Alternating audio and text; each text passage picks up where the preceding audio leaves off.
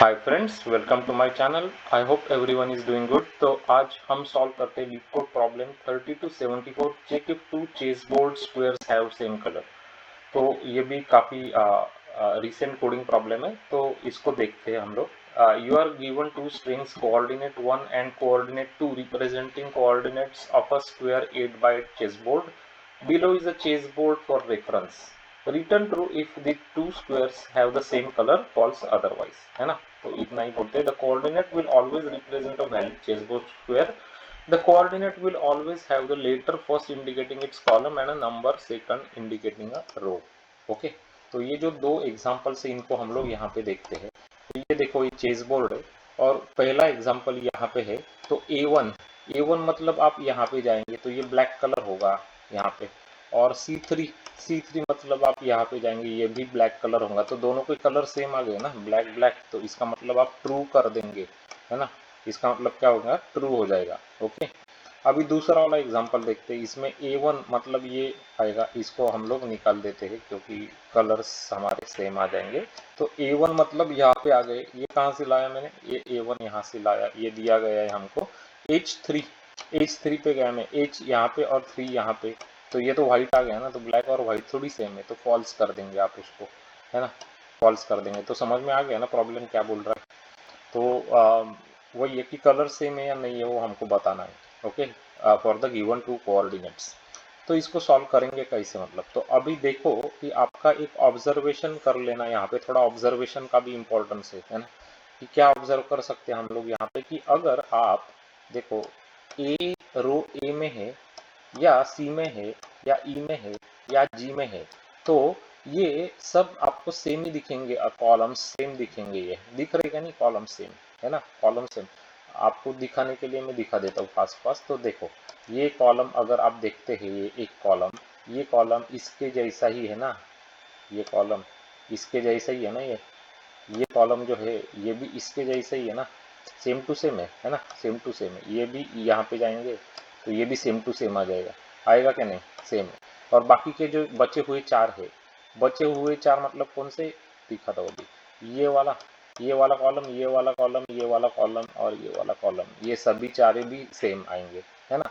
तो इससे हम लोग क्या ऑब्जर्व कर सक रहे हैं कि अगर ये ए है या सी है, मतलब ये अगर ए है, यहाँ पे सी है या ई है या जी है ना, ये चारों में से कोई भी है, तो और इसका अगर ये ऑड नंबर आ रहा है, उसके बाद ऑड नंबर जैसे 1 आ रहा है, 3 आ रहा है, 5 आ रहा है या 7 आ रहा है, तो वो हमेशा ब्लैक रहेगा, है ना। दिख रहा है ना, ब्लैक, यहाँ ब्लैक ब्लैक ब्लैक ब्लैक। ये कोई भी कॉलम में जाओ ये तो सेम ही है, कॉलम तो सेम है। अभी आपको दिखा है मैंने, ये सब ब्लैक रहेंगे।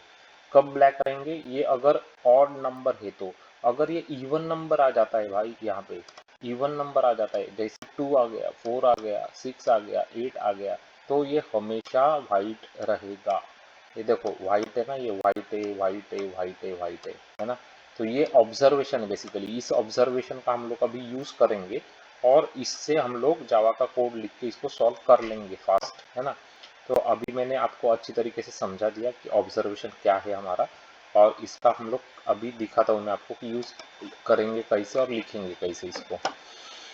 तो देखो अभी यहाँ पे, तो यहाँ पे चेक टू चेस बोर्ड्स हम सॉल्व कर रहे हैं। कोऑर्डिनेट 1 और 2 हमको दिया गया है और बुलियन रिटर्न करने वाले हैं, है ना। तो दो स्ट्रिंग्स है, कलर 1 और कलर 2 हमको फाइंड आउट करने हैं। तो मैंने क्या किया कि अगर जो कॉलम है एट, मतलब कैरेट 0 राइट, मतलब फर्स्ट वाला वो मुझे कॉलम बता रहा है ना, मतलब ABCDE, EFGH ये कॉलम से यहाँ पे, है ना। तो ये कॉलम अगर ए है, सी है, ई है और जी है, मैंने आपको अभी बताया, बताया क्या नहीं बताया, ए है, सी है, ई है या जी है, ये चारों में से, क्योंकि चारों सेम है ना, जी है। अगर ऐसे होता है तो आप क्या देखेंगे कि ये क्या ऑड नंबर है क्या। तो कैसे पता चलेगा वो, क्या caret 1 mod 2 is not equal to 0, इसका मतलब ये ऑड नंबर है तो ब्लैक हो जाएगा। हो रहा है ना, 1 का ब्लैक हो रहा है, 3 का ब्लैक हो रहा है, 5 का ब्लैक हो रहा है, 7 का ब्लैक हो रहा है ना। नहीं तो व्हाइट हो जाएगा, मतलब इवन नंबर का व्हाइट हो जाएगा। 2 का, 4 का, 6 का, 8 का व्हाइट है ना। ओके, तो इस तरीके से मैंने यूज कर लिया। अगर ये कॉलम कौन से है, ACEG, अगर ये नहीं है, अगर ये नहीं है का मतलब क्या हुआ, ये दूसरे कॉलम है। दूसरे कॉलम मतलब कौन से हो गए यहाँ पे, तो B होता है, D होता है, या F होता है, या G या H होता है ना, H होता है। ये कोई भी कॉलम, ये भी सभी सेम दिखेंगे, है ना।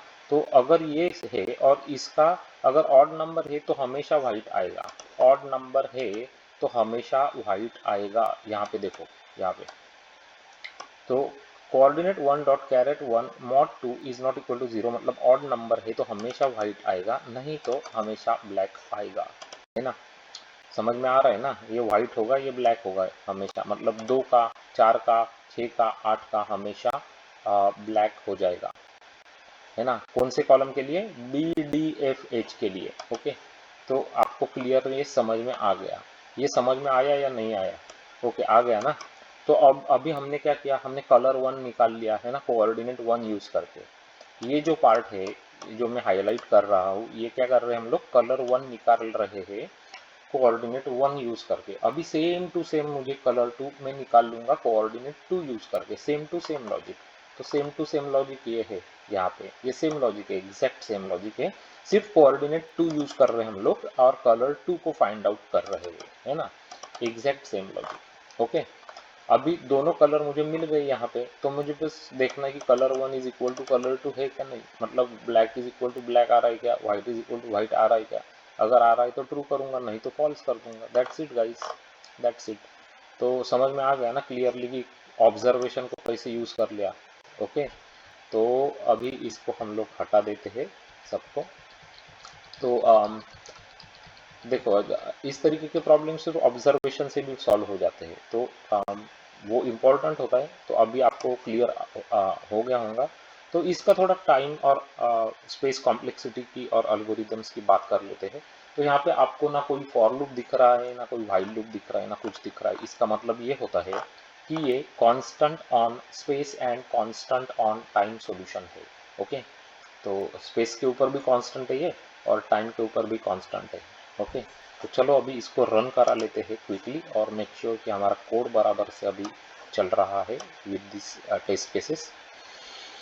तो टेस्ट केसेस तो पास हो रहे, अभी देख सकते हैं आप कि ट्रू मिल रहा है विच इज करेक्ट आंसर, उसके बाद यहाँ पे हमको फॉल्स मिल रहा है which is again a correct answer. Submit this code to the LeetCode, make sure the code gets accepted by the LeetCode. तो कोड हमारा एक्सेप्ट हो गया है 100%। गाइस ब्यूटीफुल, ग्रेट ग्रेट, बढ़िया।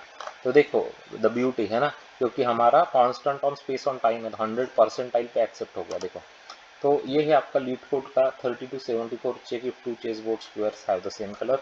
तो आपको ये कैसे लगा सॉल्यूशन, और ये समझ में क्लियरली आ गया कि नहीं आ गया, वो कम्प्लीटली आया कि नहीं आया, एग्जाम्पल कैसे लगा, तो कमेंट करके बताना। अगर समझ में आ गया गाइस तो लाइक बनता ही है, इसके लिए एक लाइक जरूर बनता है, तो लाइक कर देना, सब्सक्राइब कर देना हमारे चैनल को। आपका सब्सक्रिप्शन बहुत वैल्यूएबल और इम्पोर्टेंट है हमारे लिए, हमको बहुत हेल्प हो जाती है चैनल के लिए, है ना। तो सब्सक्राइब कर लेना, click on the bell notification icon button, so you will always get notifications for all our upcoming interesting videos.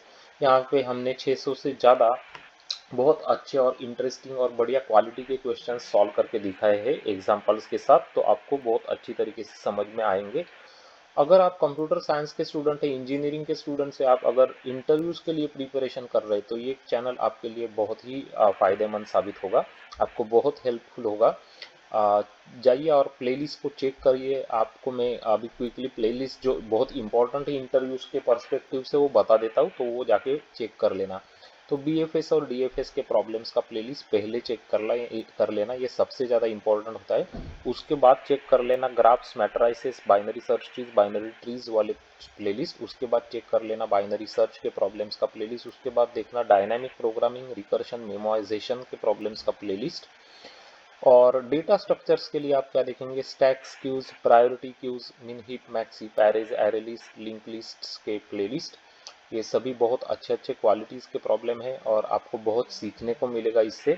और आपको किस तरीके के डिफरेंट वैरायटीज ऑफ प्रॉब्लम्स पूछे जाते हैं इंटरव्यूज में, वो भी आपको पता चल जाएगा, तो वो डेफिनेटली आपको बहुत फ़ायदा होगा।